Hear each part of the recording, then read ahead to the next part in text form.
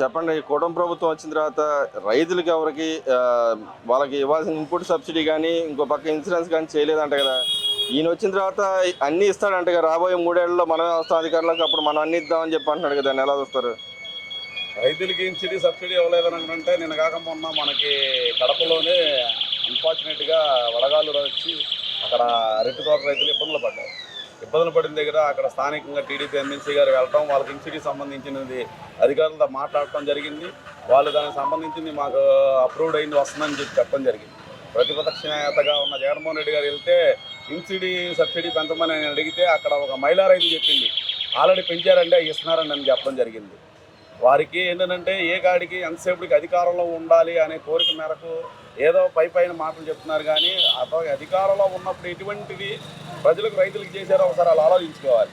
జనాలకు డబ్బులు వేయడం తప్ప కానీ మిగతా అభివృద్ధి పరంగా కానీ రైతులకి మన పంట పండిన దానికి దాచుకోవడానికి కావాల్సిన గోడవలు కట్టించడం కానీ దేంట్లోనైనా వాళ్ళు ఒక్క దాంట్లోనైనా మీరు చేసామని చెప్పుకోగలిగే పరిస్థితి లేదుగా.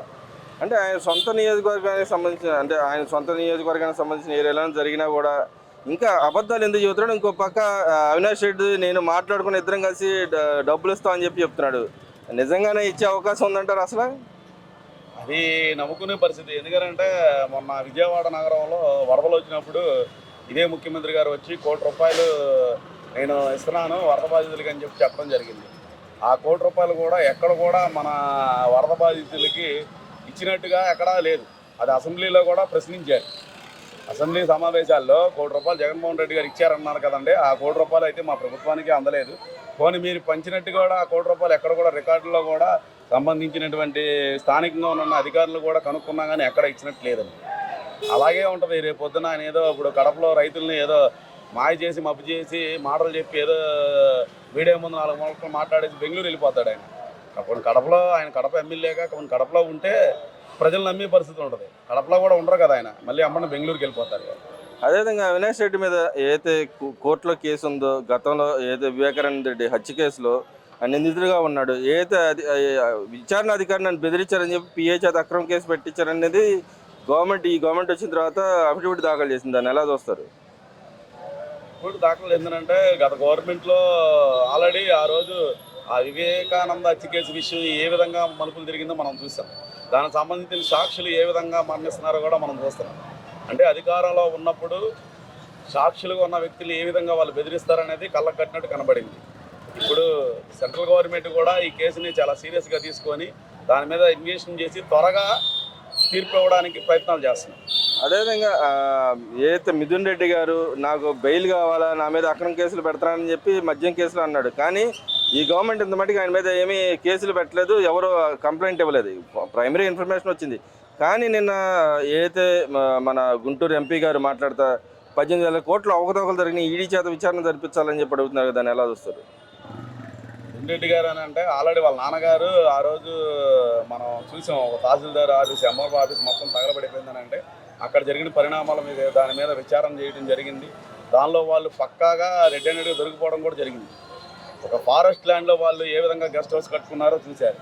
వారు ముందు చర్యగా రేపు పొద్దున కూడా లిక్కర్ స్కామ్లో పక్కాగా ఆధారాలతో దొరికిపోతాం కాబట్టి ముందు నుంచే కాళ్ళకు బంధం వేసినట్టుగాను అధికారులను భయపెట్టే విధంగాను ఆ మాట్లాడటం తప్ప ఏమీ లేదు. అధికారులు కూడా పూర్తిగా ఈసారి ఎవరికి భయపడేది లేదు.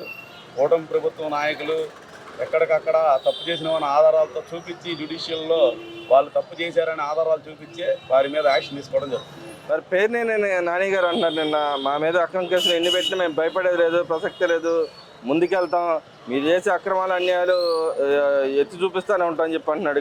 నిజంగానే ఆయన ఎత్తి చూపించే అవకాశం ఉందంటారా? ఇదే పేరు నాని గారు వాళ్ళ మిస్సెస్ పేరు మీద ఉన్న గోడౌన్లో తప్పు జరిగిందని వాళ్ళే సబ్ కలెక్టర్ ఆఫీస్కి వెళ్ళి ఏమంటే దానికి సంబంధించినవి ఆ బియ్యంవి సంబంధించిన ఎంత అయితే అంత అమౌంట్ కడతానని చెప్పడం జరిగింది. అంటే ఆల్రెడీ వాళ్ళు తప్పు జరిగిందని ఒప్పుకోవడం జరిగిందిగా. దాన్ని బట్టి వాళ్ళు పైకి మాటలు ఒకటి, లోపల వెళ్ళి ప్రభుత్వ పెద్దలని అధికారుల్ని మేము ఆ అమౌంట్ కట్టేస్తాం, మా మీద కేసులు లేకుండా చేయండి అని చెప్పి మాట్లాడటం జరుగుతుంది.